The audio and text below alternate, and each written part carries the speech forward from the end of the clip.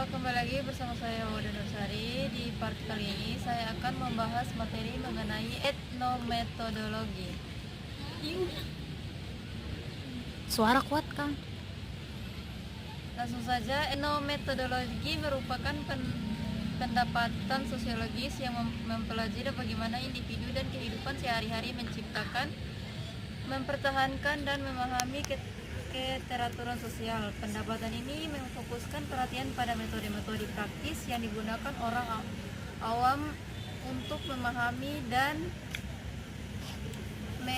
mengorganisir aktivitas sosial mereka.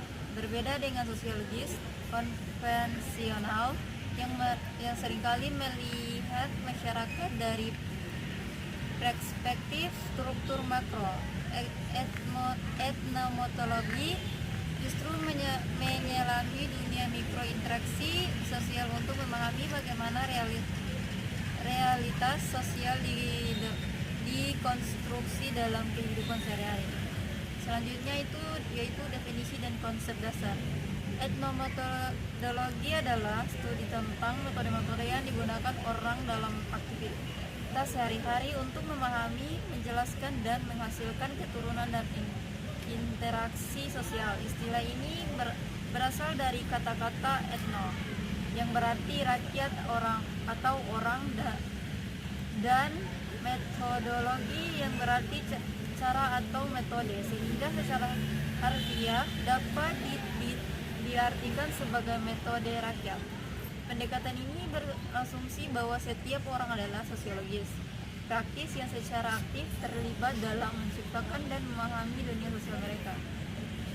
Dalam pandangan etnometodologi, keturunan sosial bukanlah sesuatu yang sudah ada begitu saja, melainkan merupakan pencapaian yang terus-menerus diproduksi dan direproduksi melalui aktivitas praktis anggota masyarakat. Setiap tindakan sosial dipandang sebagai sesuatu yang memiliki struktur metodis yang dapat dipelajari dan dipahami.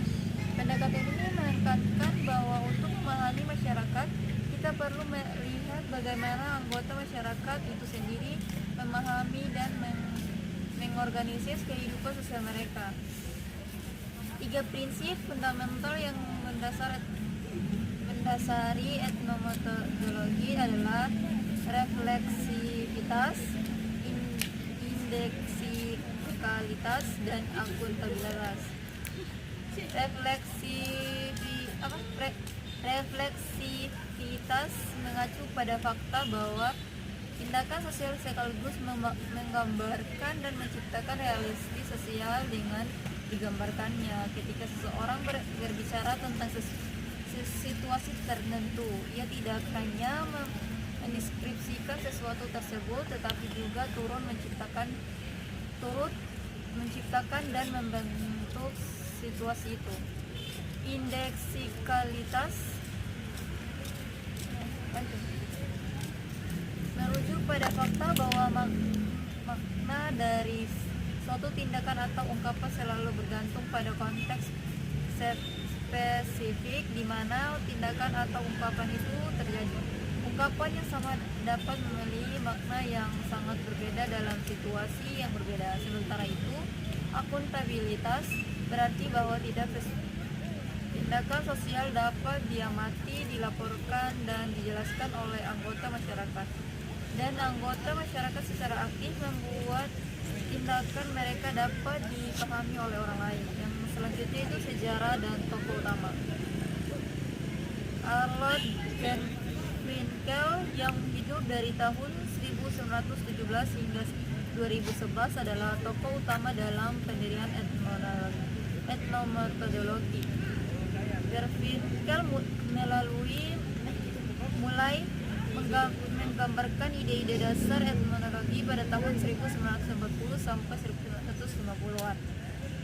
Ketika ia masih menjadi mahasiswa pasca sarjana di Universitas Harvard.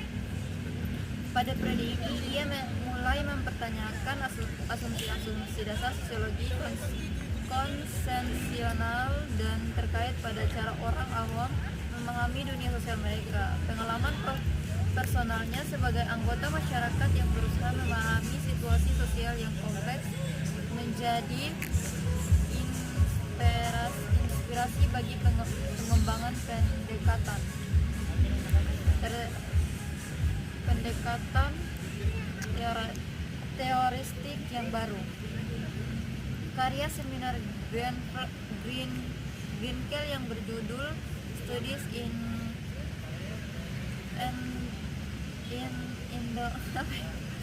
Ethnomethodology Mana sih? Iya, studi. yang berjudul Study Ento.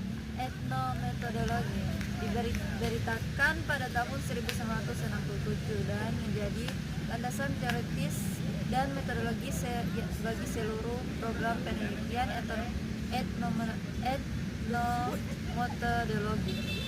Dalam buku ini Greenkel menyajikan serangkaian studi empiris yang mendemonstrasikan bagaimana anggota masyarakat menggunakan metode-metode praktis untuk menciptakan dan mempertahankan keteraturan sosial. Buku ini juga memperkenalkan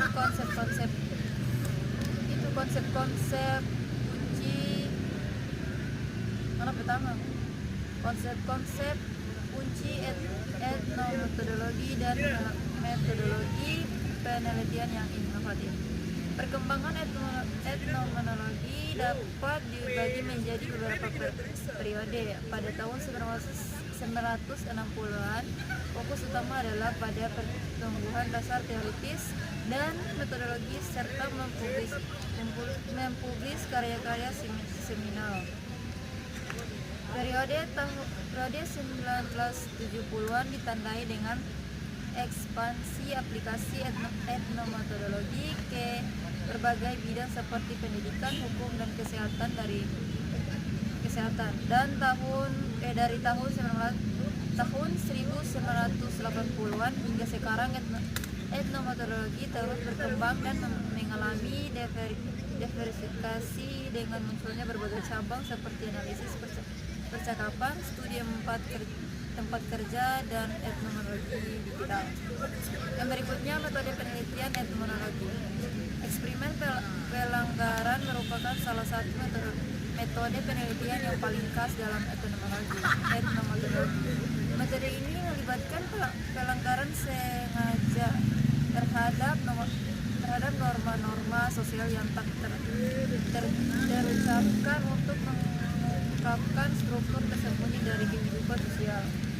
Garfinkel dan murid-muridnya melakukan berbagai eksperimen seperti bergeneralisasi harga di toko dengan harga tetap, bertindak seperti tamu di rumah sendiri, atau meminta klasifikasi terus-menerus dalam percakapan biasa.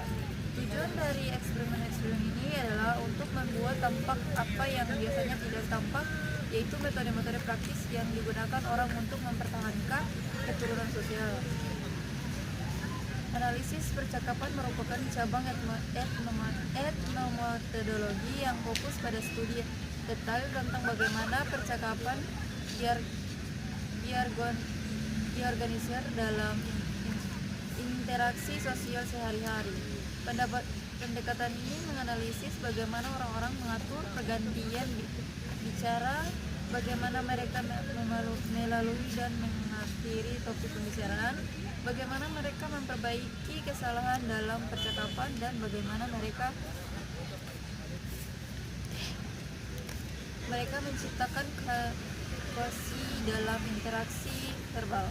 Analisis percakapan menggunakan transkrip yang sangat detail yang mencatat tidak hanya kata-kata yang diucapkan, tetapi juga jeda intonasi, tumpang tindih bicara, dan aspek-aspek lain dari produksi verbal.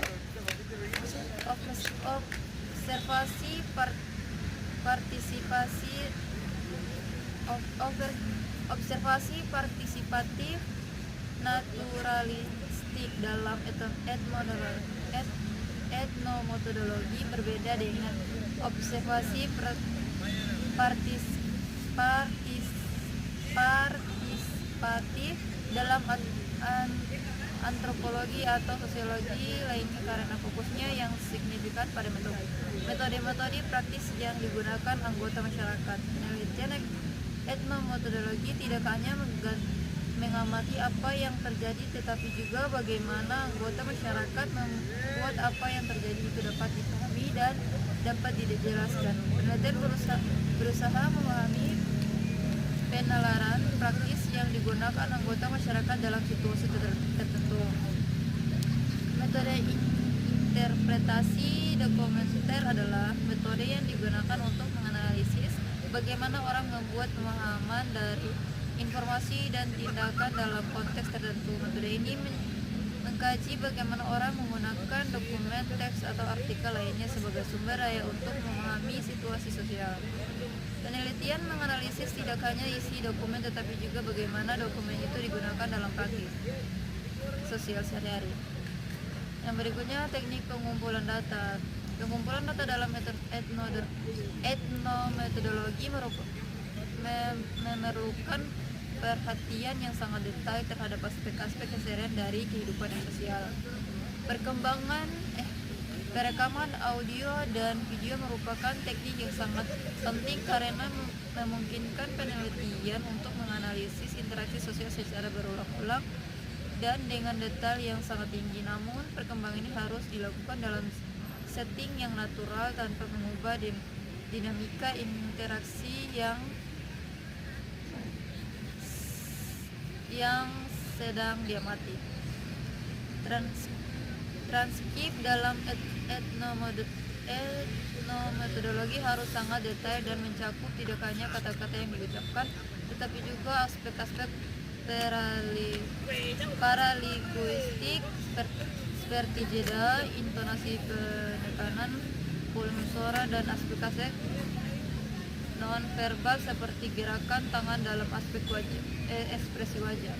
Tingkat detail ini diperlukan karena dalam interaksi sosial tidak hanya terkandung dalam kata-kata tetapi juga dalam cara kata-kata itu diucapkan dan dalam konteks non-verbal di mana kata-kata itu diproduksi.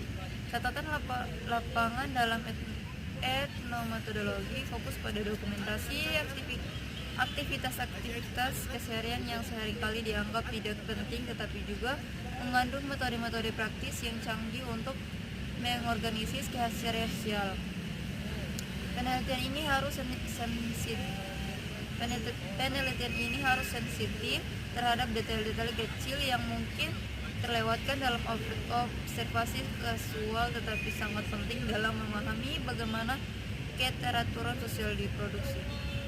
Verifikasi dengan partisipasi penelitian merupakan aspek penting dalam etnometodologi karena pendekatan ini sangat menghargai perspektif orang dalam dan berusaha memahami bagaimana anggota masyarakat sendiri memahami aktivitas mereka. Namun verifikasi dalam etnometodologi bukan sekedar validasi temuan tetapi juga merupakan bagian dari proses analisis karena cara praktisi merespon interpretasi penelitian juga memberikan wawasan tentang metode-metode praktis yang mereka gunakan. Baik, langsung saja kesimpulannya yaitu etnometodologi menawarkan perspektif yang unik dan berharga dalam memahami kehidupan sosial dengan fokusnya pada praktik keseharian dalam metode-metode yang digunakan orang awam untuk menciptakan keteraturan sosial. Meskipun menghadapi berbagai kritik dan keterbatasan, pendekatan ini telah memberikan kontribusi yang signifikan dalam sosiologi dan ilmu sosial dengan mengungkapkan kompleksitas dan kecanggihan dari aktivitas sosial yang tampak sederhana. Relevasi etnometodologi semakin meningkat dalam era digital ini, di mana pemahaman tentang bagaimana orang berinteraksi dengan teknologi dan menciptakan makna dalam konteks virtual menjadi semakin penting. Transformasi digital tidak menghilangkan kebutuhan untuk memahami aspek fundamental dari interaksi sosial, tetapi juga menciptakan konteks baru di mana wawancara etnometodologi dapat diterapkan. Masa depan etnologi terletak pada kemampuan untuk terus beradaptasi dan merespon terhadap kondisi sosial yang berubah sambil mempertahankan wawasan inti tentang pencapaian keteraturan sosial dan kehidupan sehari-hari. Integrasi dengan pendekatan lain dan aplikasi pada dominan baru akan terus memperkaya pemahaman kita tentang cara-cara kompleks di mana kehidupan sosial diorganisir dan dicapai. Etnometodologi akan terus relevan selama manusia terus terlibat dalam interaksi sosial dan menciptakan makna dalam kehidupan sehari-hari mereka. Sekian dari saya ucapkan wabillahi taufiq wal hidayah. Wassalamualaikum warahmatullahi wabarakatuh. Itu dia tadi paparan materi dari saya pamit undur diri. Sekian.